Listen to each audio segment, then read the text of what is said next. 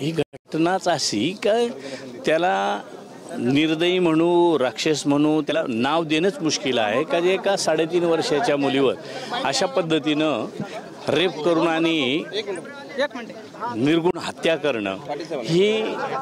प्रवृत्ती वाढत चाललेली आहे। कारण इथंच आता जेव्हा बसलो त्यावेळेला मी आणि जरांगे दादा या ठिकाणी होते, तर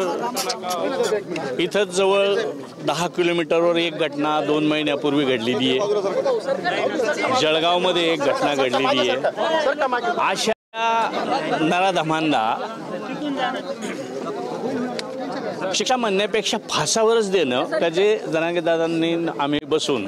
ज्या पद्धतीने आता नोटिंग केलं, तर मी मंगळवारी कॅबिनेटमध्ये हा विषय आम्ही सगळे मिळून, मग भुसे साहेब असतील, गिरीश महाजन साहेब असतील, आम्ही ह्या विभागातलेच नाही तर सगळेच मिळून त्या ठिकाणी स्वतंत्र एक फास्ट ट्रॅक कोर्ट निर्माण करून आणि त्याच्यावर उज्ज्वल निकम साहेबांची अशी त्यांची नियुक्ती करून हा निर्णय 2 महिन्याच्या आत कसा लागेल आणि निर्णय म्हणण्यापेक्षा त्याला फासावर कसं लटकवलं जाईल ह्या पद्धतीनं आम्ही सगळेजण महाराष्ट्रातले सगळे युवा मंडळी दादांच्या मार्गदर्शनाखाली आम्ही सुद्धा त्याच्यात सामील राहून त्या कुटुंबाला म्हणण्यापेक्षा त्या बचड्याला त्या ठिकाणी आता ते काही करून जिवंत जरी होणार नसेल तरी तिच्यासारख्या जे काही इतर मुली असतील, बालका असतील, त्यांना असं पुन्हा ह्या प्रसंगाला सामोरं जायला लागू नये अशा पद्धतीची व्यवस्था करू।